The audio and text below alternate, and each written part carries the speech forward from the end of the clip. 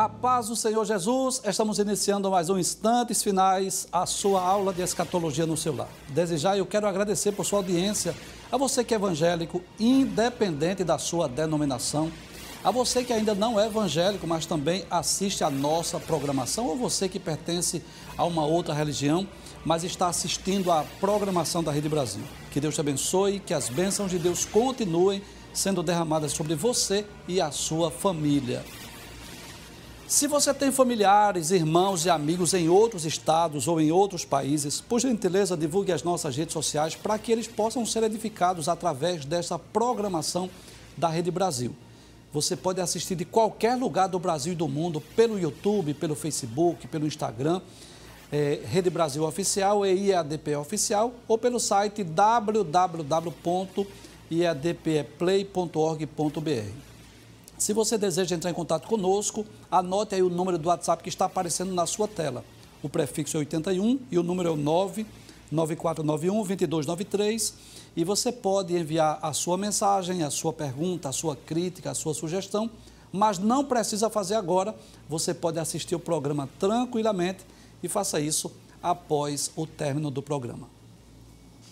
Muito bem, nós estamos estudando sobre os personagens da Grande Tribulação. Nós já estudamos sobre os 144 mil judeus, né? Nós já falamos sobre a missão desses 144 mil judeus durante o período da Grande Tribulação.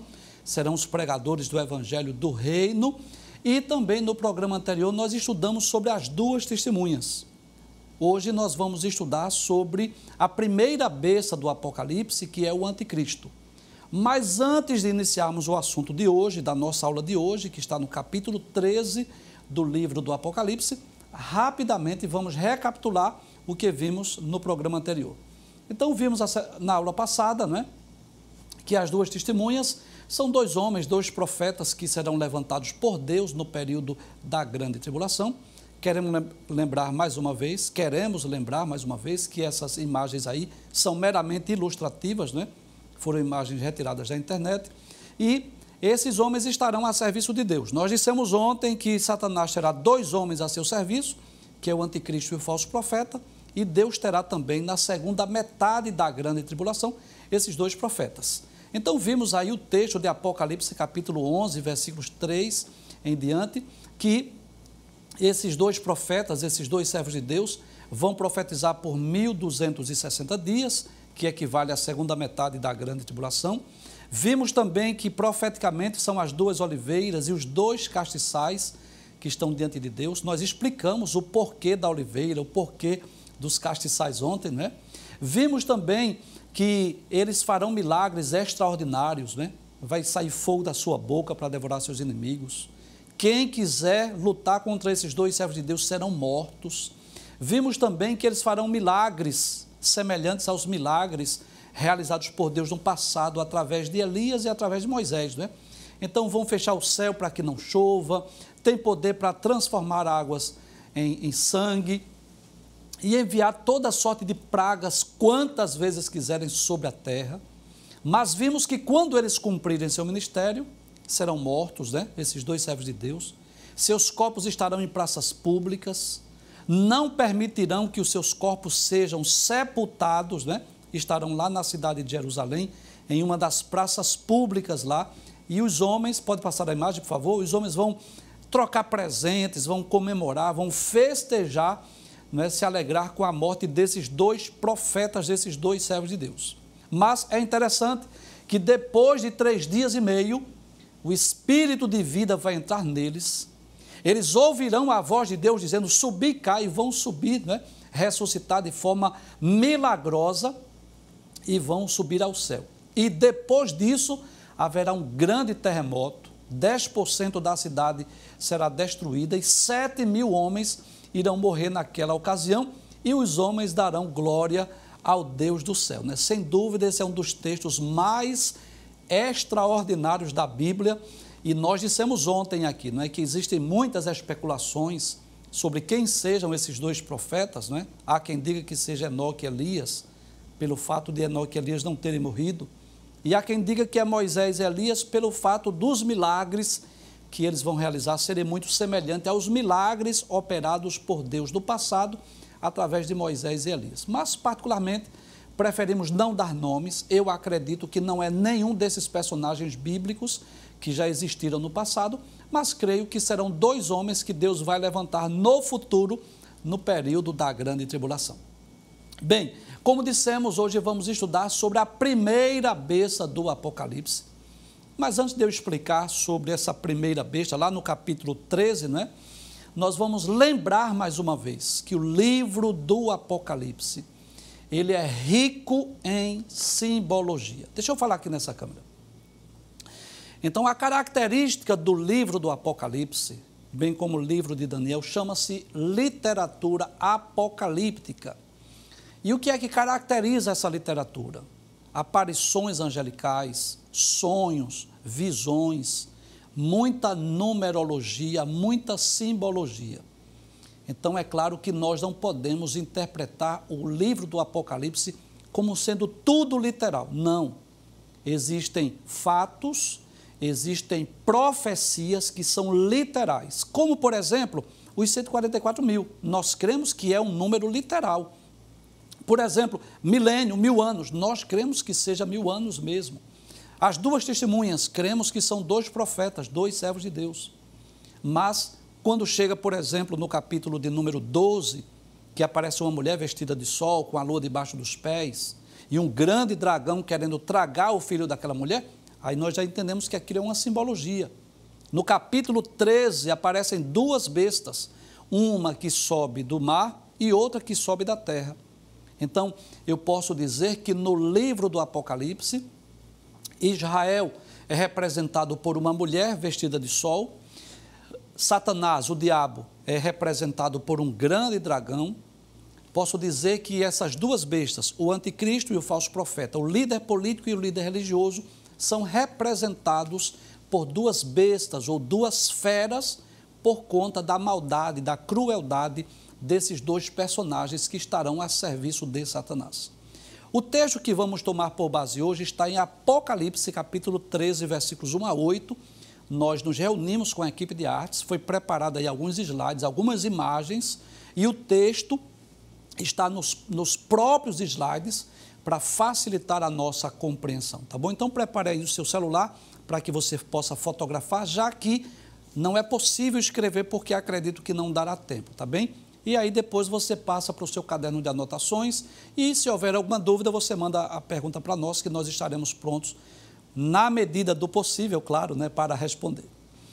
Então vamos estudar sobre este personagem aí que é o anticristo. Vamos voltar à imagem, por gentileza, essa imagem aí, né, muito interessante, muito bem preparada pela equipe de artes.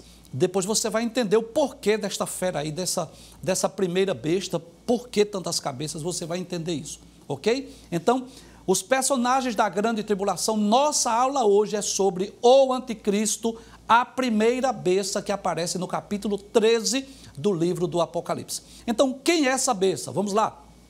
Essa primeira besta do Apocalipse, que surge do mar, e o mar na Bíblia, né, nas profecias, representa as nações.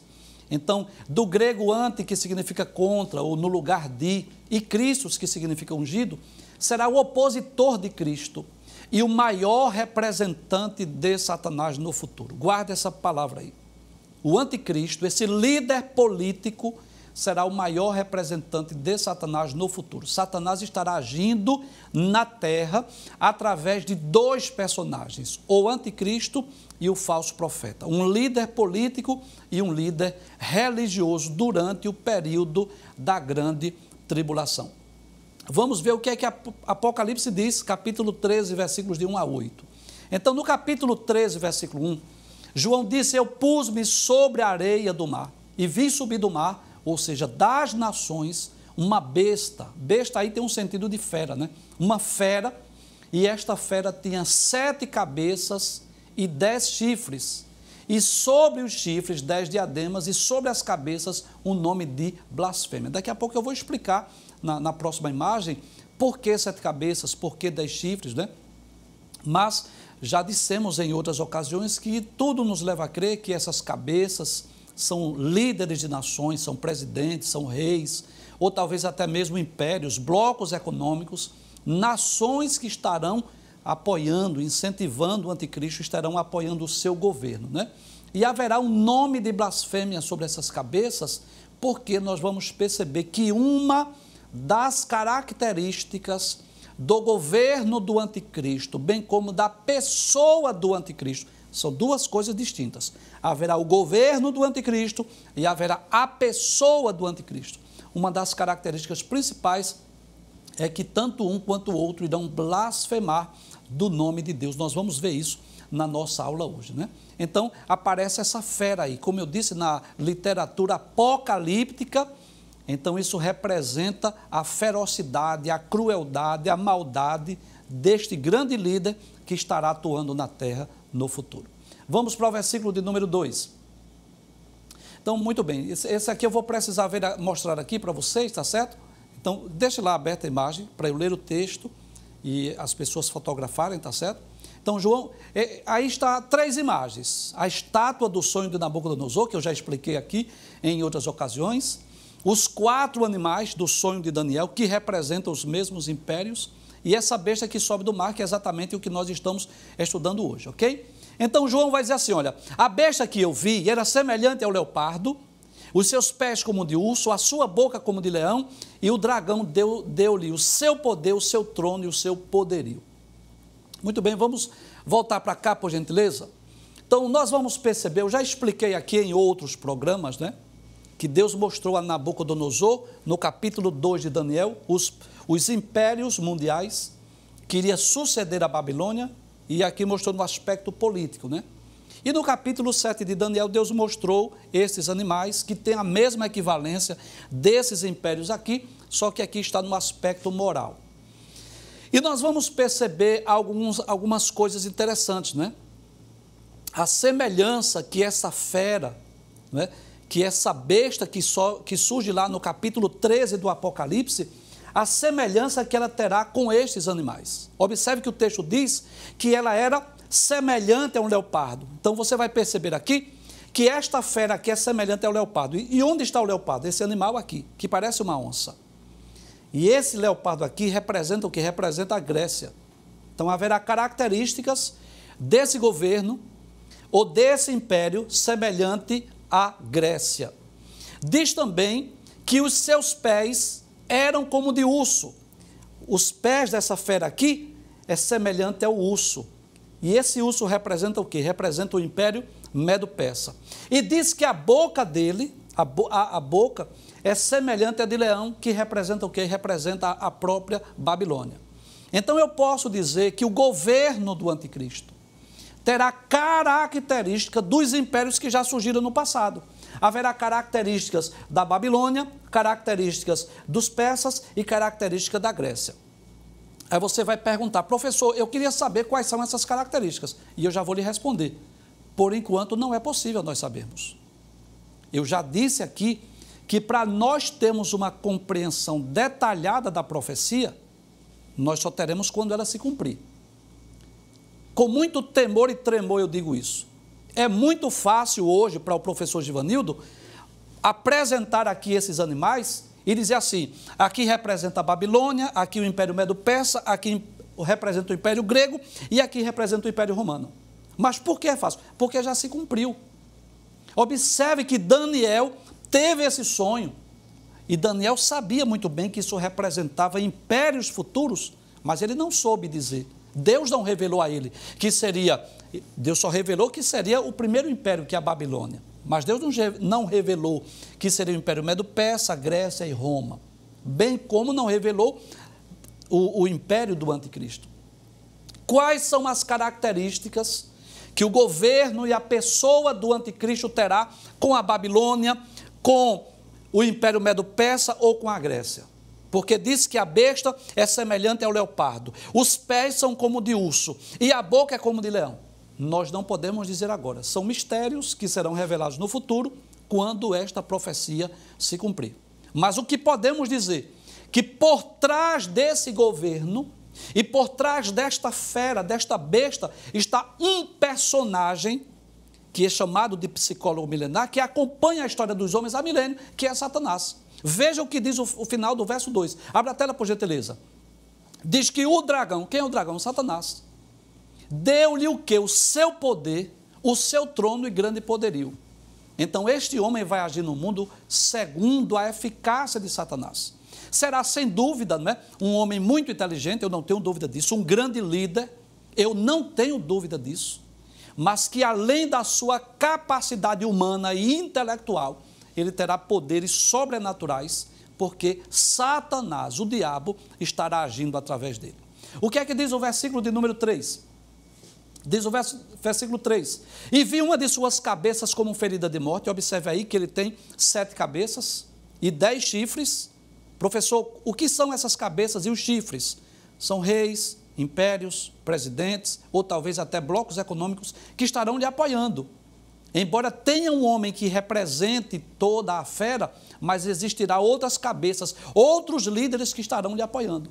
E uma dessas cabeças foi ferida de morte, e essa chaga foi curada. E toda a terra vai se maravilhar. Então, quem é essa cabeça? Eu não sei ao certo, mas eu vou dizer aqui como uma possibilidade. Tudo nos leva a crer que será o ressurgimento do Império Romano. Tudo nos leva a crer que Roma, que foi um grande império no passado, vai ressurgir das cinzas no sentido político. Porque no sentido religioso, Roma existe, você sabe. No sentido religioso, Roma tem um grande poderio sobre o mundo. Todo mundo sabe disso. Mas é possível que haja um ressurgimento. Volta à tela anterior, por gentileza. Inclusive, eu quero mostrar algo aqui que eu já disse. Observe que coisa interessante, que aqui são 5 impérios. 1, 2, 3, 4, 5.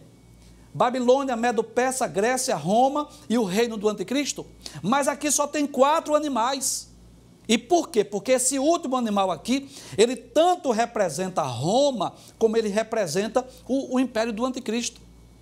Assim como a estátua tem 10 dedos nos pés, esta fera, este animal terrível, espantoso e muito forte, tem 10 chifres. Bem como essa besta aqui também tem 7 cabeças e 10 chifres, que são exatamente os governos que irão apoiar. Então nós vamos perceber que Satanás dará poderio a essa fera, a esse homem, para que ele possa governar. Vamos voltar para o versículo 3, por gentileza. Então, que ferida foi essa que será curada? Essa cabeça, tudo nos leva a crer que é Roma, não é? Tanto é que na imagem que nós mostramos há poucos momentos, aquela fera, volta de novo, aquela fera, aquele animal terrível, espantoso e muito forte, volta, isso, por favor, esse animal terrível, espantoso, muito forte, representa exatamente Roma.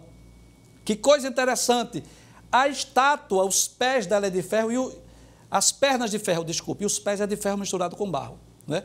Então, tudo nos leva a crer que Roma estará ressurgindo, é o que leva-nos a crer, versículo de número 3, não é?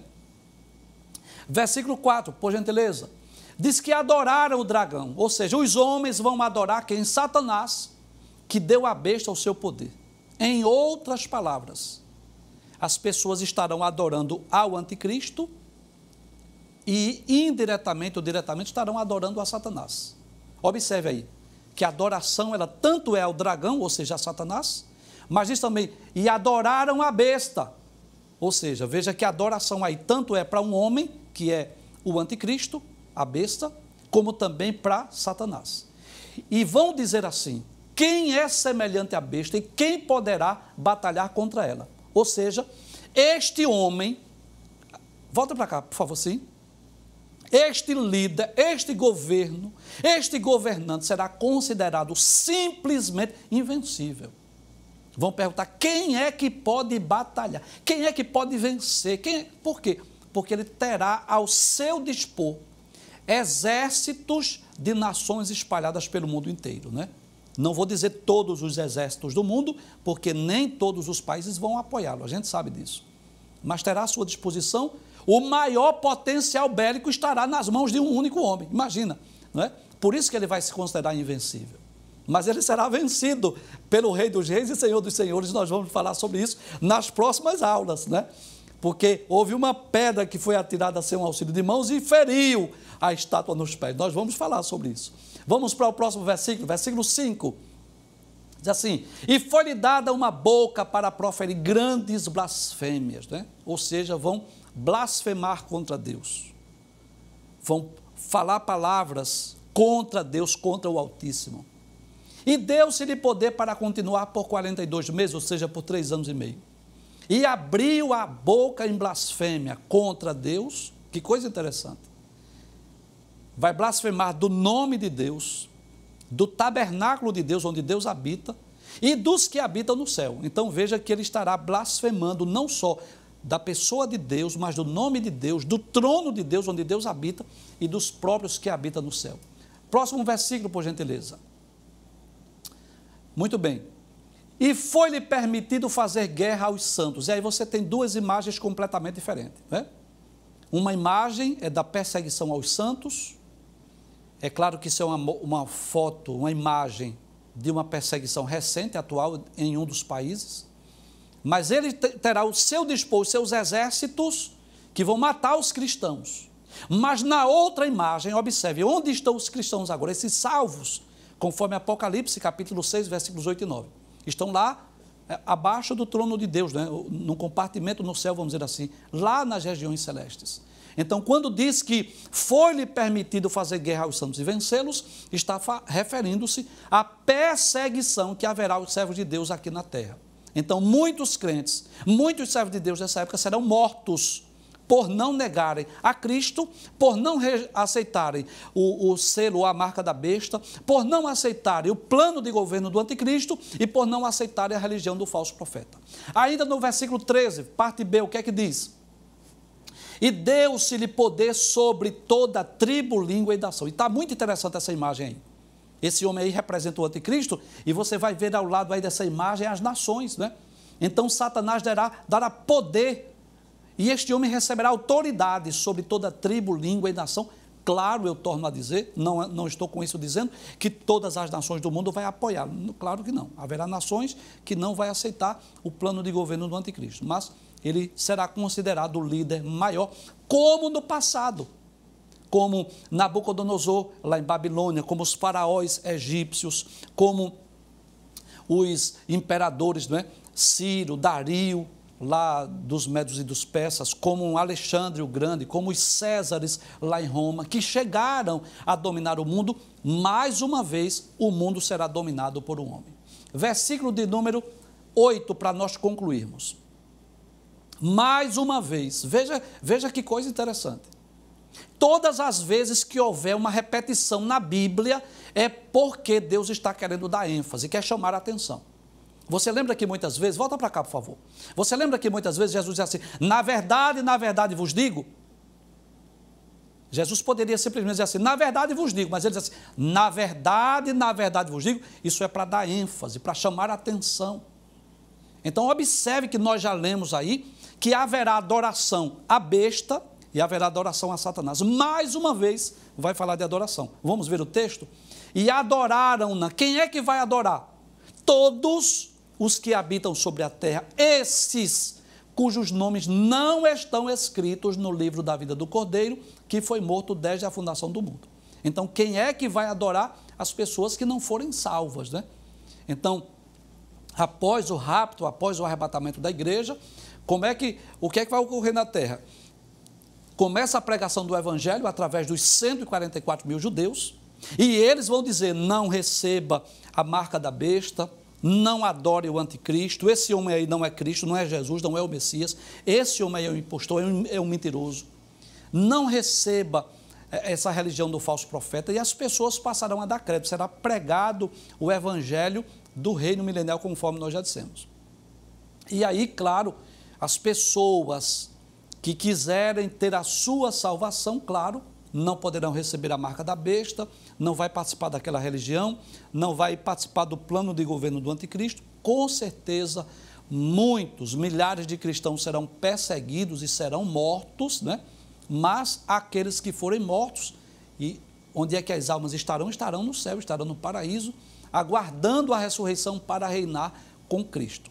Então, em suma, em síntese, em resumo, podemos dizer que este homem, essa primeira besta, será o próximo líder mundial, o próximo governante mundial, o homem que receberá da parte de Satanás autoridade para governar ou para dominar o mundo inteiro. Muitas pessoas costumam perguntar, será que esse homem já existe? É possível que sim. Nós não podemos afirmar. Eu não posso dizer assim, sim, o anticristo já está na terra. Não posso dizer isso. Eu não tenho autonomia para dizer isso, mas é possível que sim. Talvez já seja o líder de uma nação. Inclusive tem um líder aí na Europa, muitas pessoas mandam essa pergunta para mim. Professor, será que é fulano de tal, presidente de tal país lá da Europa? É possível. Eu não estou dizendo que é ele. Nós temos muito cuidado quando explicamos escatologia, para nós não dizermos uma coisa e depois nós voltarmos a público e dizer assim, olha, desculpe, eu estava equivocado, não era bem assim. Então, eu digo como uma possibilidade. Professor, é possível? É, não deixa de ser possível. Até porque o próprio nome dele nos dá indício, o fato dele estar na Europa, mas eu não posso dizer que é ele. Mas o que é que eu posso dizer? Que é possível que esse homem já exista. A pergunta, muitas pessoas costumam perguntar, professor, ele vai saber que é o anticristo? Não. Ele vai se considerar como um grande líder, como um homem ambicioso, como um homem que deseja governar e dominar o mundo, um homem que tem o apoio de muitas nações ricas e poderosas. Agora, quem conhece a palavra de Deus vai saber, claro, que aquele homem estará agindo segundo a eficácia de Satanás nesse período sombrio da grande tribulação.